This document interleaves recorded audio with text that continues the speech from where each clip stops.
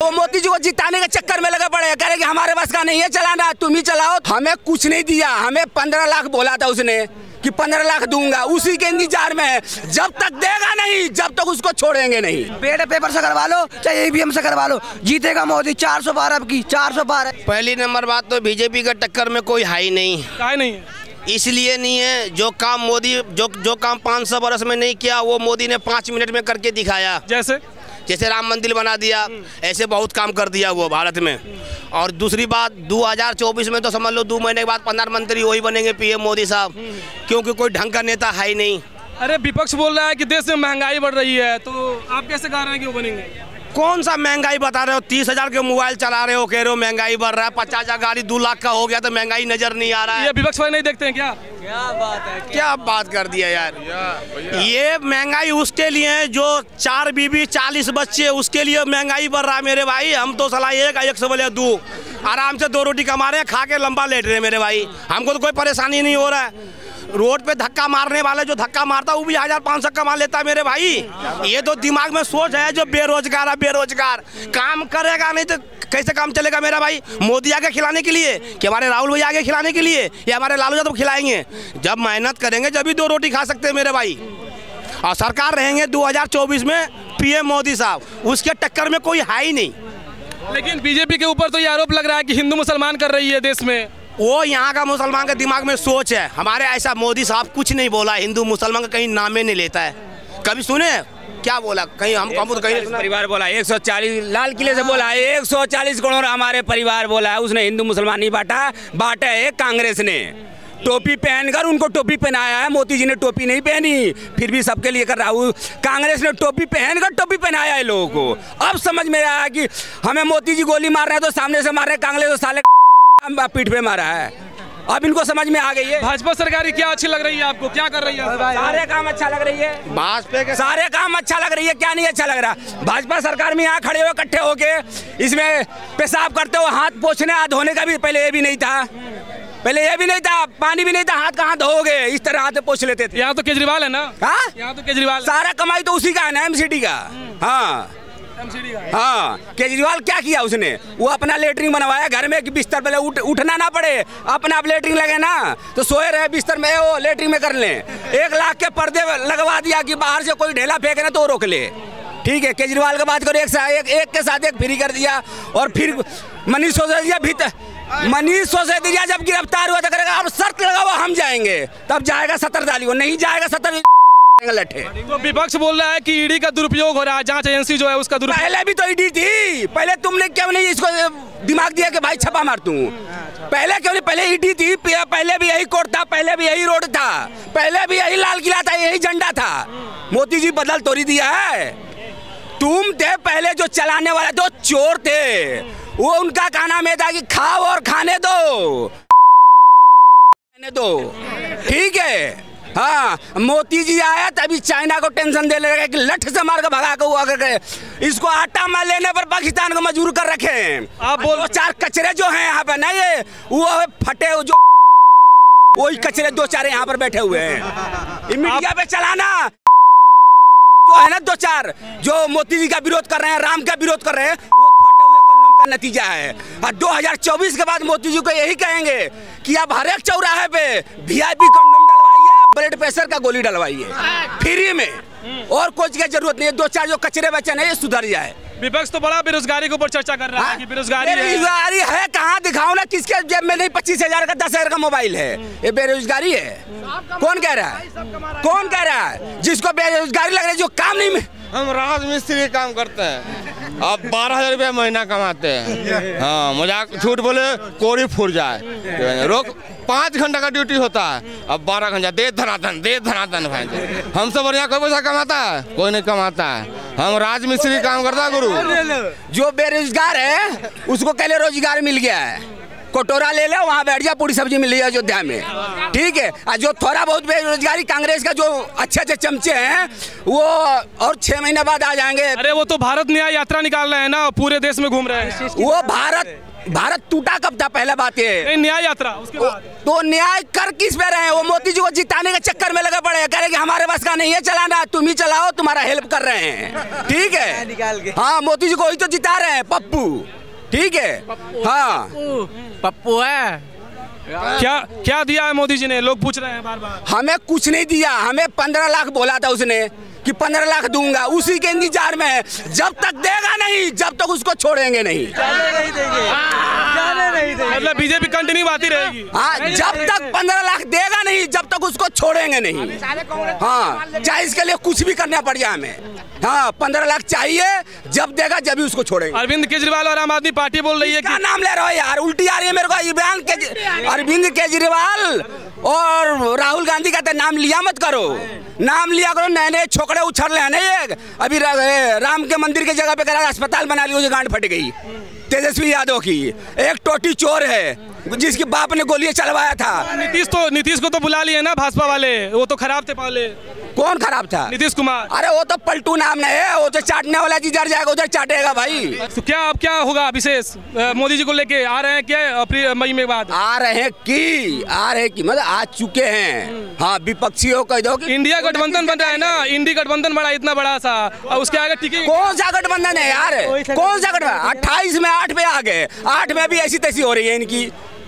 ममता ने कहते, ममता दीदी ने बोला राहुल को, खेला हो बे, तेरा 2 सीट है, अगर तू लेना चाहता तो आके ले ले, नहीं तो मैं खुद को लड़ूंगा। कहाँ गया गठबंधन, ठगबंधन, एक सब कहाँ गया? सारे पार्टी पेयरलेस है। अरे इतने बड़े बड़े नेता मिले इंडी गठबंधन में, उसके आगे मोदी जी टिकेंगे? अरे चोर मिले, कौन है बड़ा बड़ा, कौन है बड़ा, दिखाओ कौन। अभी खड़गे जी ने रामलीला मैदान में कह रहा है कि ये कुत्ता बनना पड़ेगा वोट लेने के लिए, अपने आप ने करकता कुत्ता बना दिया उसने। कौन है उसमें? ये मुझे पता नहीं आपका क्या न्यूज़ चैनल है, आप एडिटिंग मत कीजिएगा, जो बोला जाए वही दिखाइएगा। पहली बात, आप ये खड़गे जी की बात कर रहे हैं। खड़गे जी कह रहे थे कि 24 के बाद इलेक्शन की ज़रूरत नहीं होगी, आपने पढ़ा होगा। तो मतलब कि ये देश रसिया होने वाला है। आप राम मंदिर पे कहते थे, वहाँ हॉस्पिटल बना देना चाहिए, स्कूल बना देना चाहिए। हो गया। ये मेरा अपना सुझाव है, आपका इतना बड़ा कांग्रेस का कार्यालय है, उसको स्कूल या हॉस्पिटल बना देना चाहिए। चुनाव की तो जरूरत है ही नहीं, आपने कोट किया है, आपने कोट, ये भारतीय जनता पार्टी नहीं की है, आपने कांग्रेस के नेता कह रहे हैं इलेक्शन की जरूरत नहीं होगी। वो इतना बड़ा कांग्रेस का कार्यालय बनाया है, उसको हॉस्पिटल नहीं तो स्कूल बना देना चाहिए। विपक्षी नेता बोलते हैं कि ईवीएम हैक हो जाती है तब भाजपा जीतती है। अभी चंडीगढ़ में क्या हाल हुआ? बेड पेपर से करवा लो तभी मोदी जीतेगा।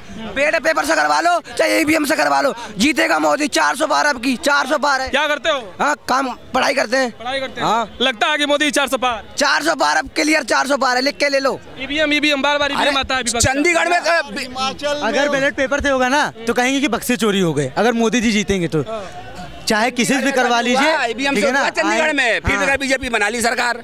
ये देखिए चंडीगढ़ में नहीं, यूपी में चुनाव मतलब निगम का वहाँ भी बैलेट पेपर से हुआ। और एक और बात आपको मैं बताना चाहता हूँ, 2019 में दुनिया का सबसे महंगा चुनाव करने वाला भारत। अब बताइए ना, बैलेट पेपर से होगा और कितना महंगा चुनाव होगा, और कितना महंगा करवाना चाहती है कांग्रेस पार्टी चुनाव महंगा। और देखिए ये बकवास की बातें हैं कांग्रेस पार्टी। देखिए पार्टी आए जाए जीते हारे वो अलग बात है, एक रोड मैप लेके आए कांग्रेस, मतलब कि एक पब्लिक को, ये जनमानस को विश्वास दिलाए कि हमारी सरकार आएगी, हम ये नीति लागू करेंगे। हार जीत तो लगा रहेगा। मैं आज की करंट उसमें कर रहा हूँ, जिस हाशिए पे चली गई है कांग्रेस, उसके जिम्मेदार तो राहुल गांधी खुद हैं।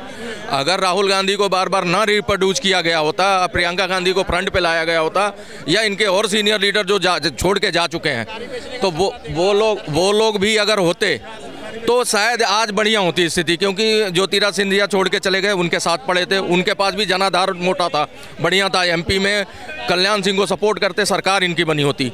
इसलिए कह रहा हूँ इस समय जो हालत है वो देख के हम भी दुखी होते हैं, क्योंकि सोनिया के टाइम तक हम भी वोटर कांग्रेस के ही थे।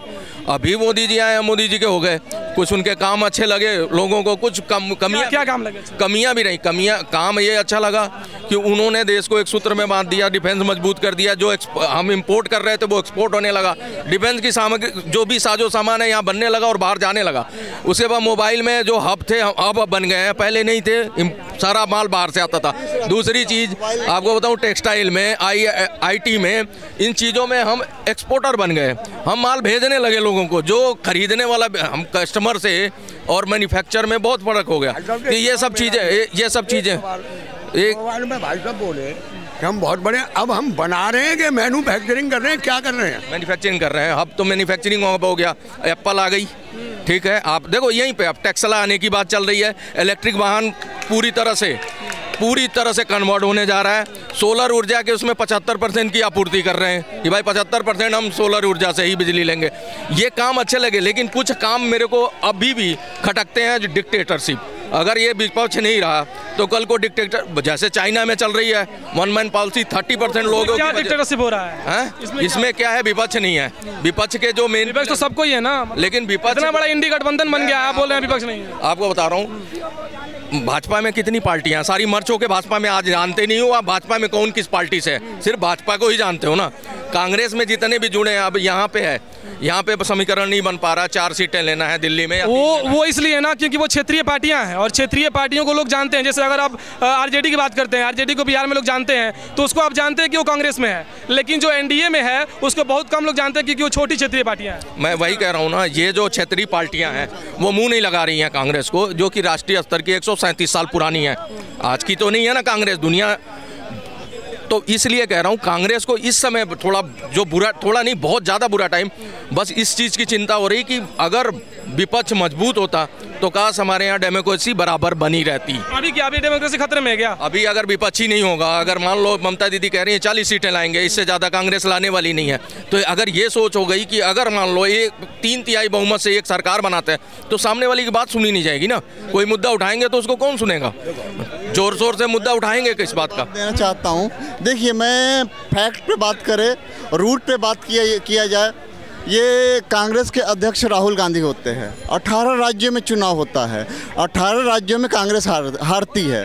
और ये देखिए जितने भी अच्छे नेता, गुलाम नबी आज़ाद हो गए, सिंधिया जी हो गए, कपिल सिब्बल हो गए, सब निकल के चले जा रहे हैं। मैं ये नहीं कहता हूँ ये खड़गे साहब छोटे नेता है, वो भी सही नेता है, मतलब कि कहाँ कमी हो रही है। देखिए ये सुनिए, ये मेरी बात सुन लेना, मैं जा रहा हूँ। खड़गे जी हैं, इतने बड़े यहाँ पे वो हुआ, उनकी देखो संज्ञा देती हैं लोग की, चिता की देते, बढ़िया दे देते, बहुत सारी भाषाओं को यूज कर सकते थे, लेकिन उन्होंने एक चीज़ बोला, वो कितना मतलब उसको पता है, इतना IT सेल मजबूत है बीजेपी का, जो उसको तोड़ के क्या, अब तो सीधा ही चलाएगा। बयान ही उनका है, कुत्ते की तरह वहाँ भोगना पड़ेगा, यही बयान था ना। आप बताओ उसकी IT सेल कितनी मजबूत है बीजेपी की, अब ये मीडिया में कंटिन्यू चला देगा, तो ये जो प्रोपगंडा हो जाता है ना, उसके बाद ये उसके शिकार बन जाते हैं। और ये इजी टारगेट है, ये अपनी पिच पे नहीं खेल रहे हैं, ये मोदी जी ने पिच बना के दे दिया, गुल्ली डंडा खेल रहे हैं, ये गलत हो रहा है।